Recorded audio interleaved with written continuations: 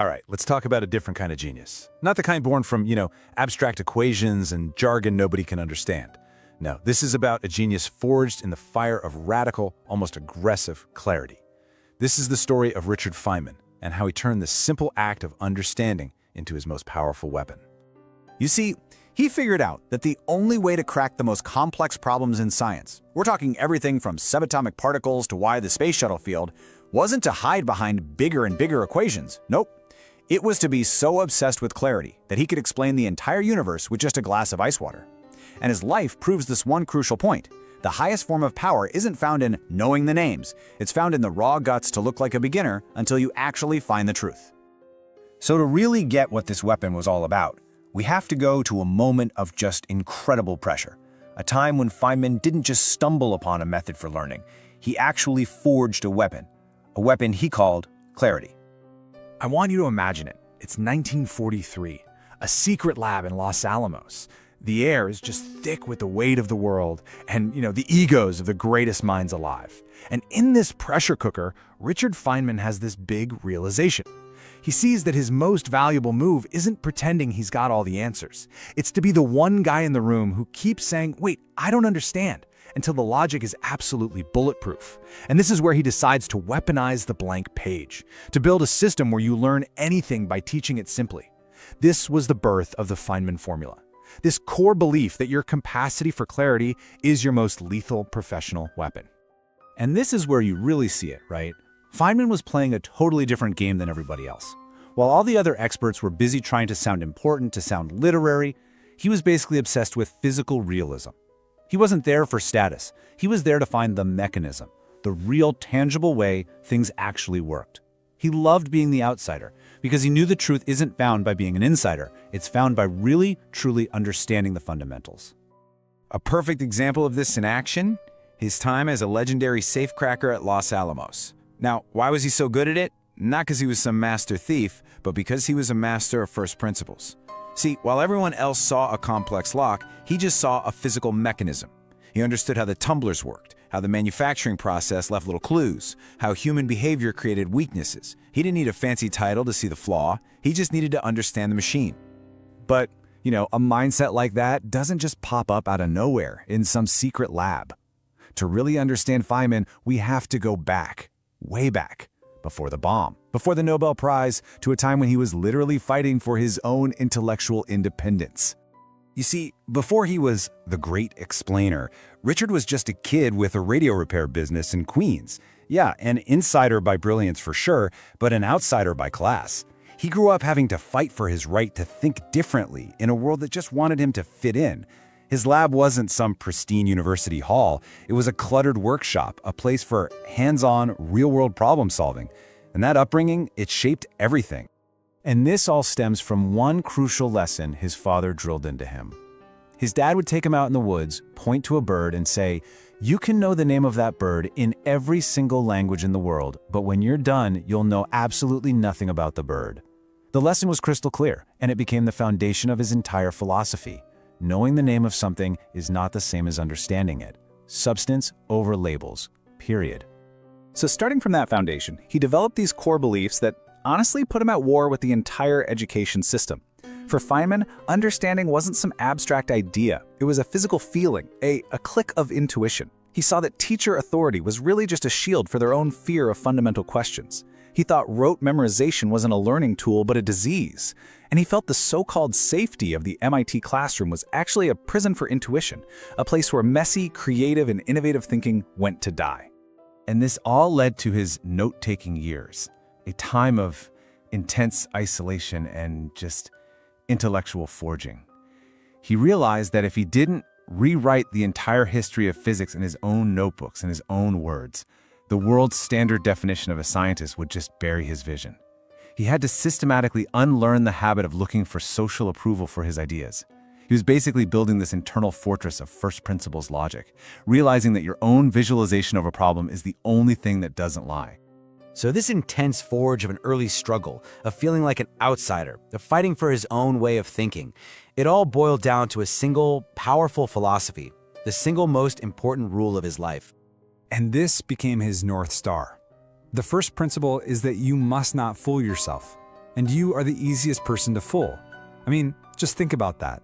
It's a total rejection of faking knowledge just to look smart, of using jargon to hide the fact that you don't really get it. It's admitting that the biggest obstacle to finding the truth is our own ego. And from that principle, he developed a strategy he lived by: conceptual honesty. He figured out that every single time you fake an explanation, every time you just nod along when you don't really get it, you give away your power.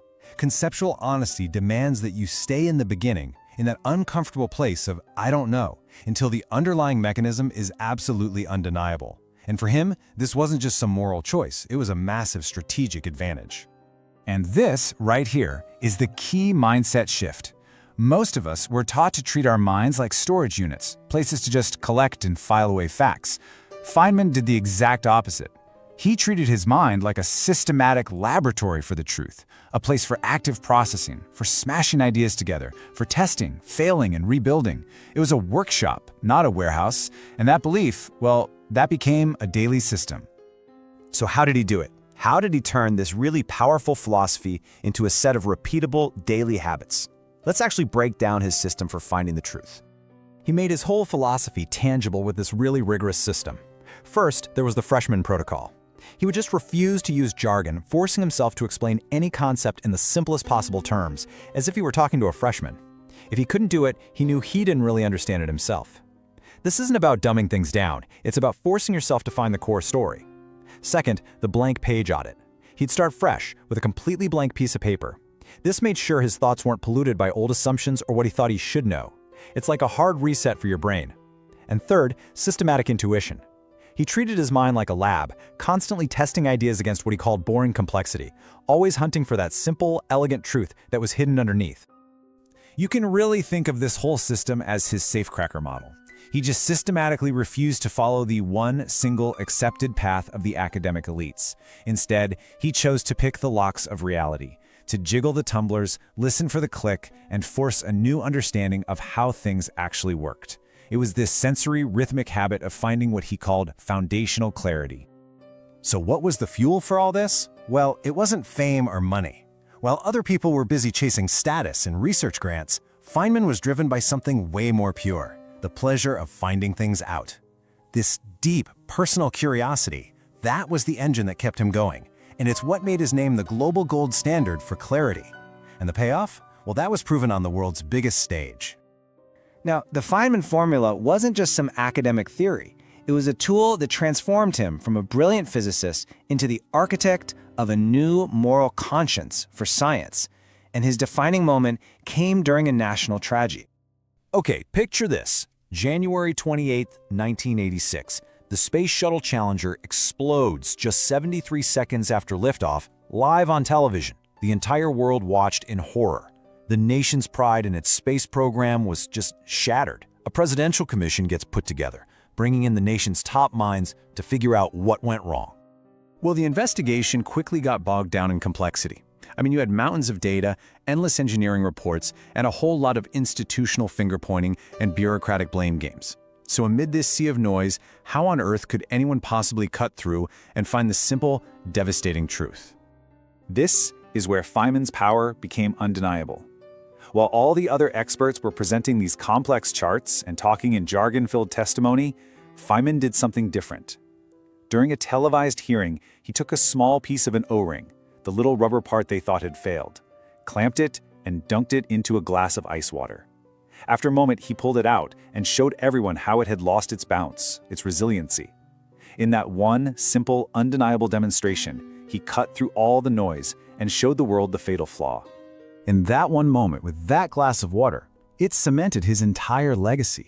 He totally destroyed the myth that science is inherently difficult and only for some elite few. He proved on a national stage that learn anything by teaching simply is a structural weapon. He created a new moral conscience for education, one that values real understanding over just memorizing things. And he championed raw, unvarnished curiosity over rigid institutional rules. And that, well, that's where his story becomes our story. Because Feynman's journey isn't just some history lesson. It's a playbook. It's a guide for anyone who's ever felt shut out by the experts. So what does this actually mean for you? Look, the big takeaway here is that this isn't just about physics or engineering. It's about reclaiming your own power in any field. Business, art, technology, whatever. It's for anyone who's ever sat in a meeting, felt totally confused by the jargon, and been afraid to say, "Hold on, I don't understand."